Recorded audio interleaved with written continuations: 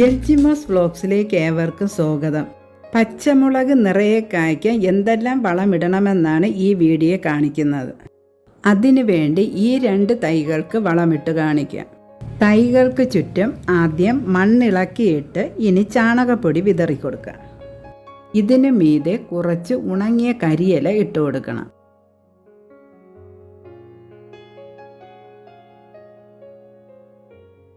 മുളക് തൈയെ ബാധിക്കുന്ന മുരടിപ്പും വെള്ളീച്ചയും വരാതിരിക്കുന്നതിന് 2 ദിവസം പഴക്കമുള്ള പുളിച്ച കഞ്ഞിവെള്ളം തൈയുടെ ഇലകളിലും ചുവട്ടിലും തളിക്കുന്നത് നല്ലതാണ്. ഇനി കുറച്ച് പച്ചിലവളം ഇട്ട് കൊടുക്കാം. നമ്മുടെ കയ്യിൽ എന്ത് പച്ചിലവളമാണോ ഉള്ളത് അതിട്ട് കൊടുക്കാം. പുളിരസമുള്ള ഇലകൾ ഒഴിവാക്കുന്നതായിരിക്കും നല്ലത്.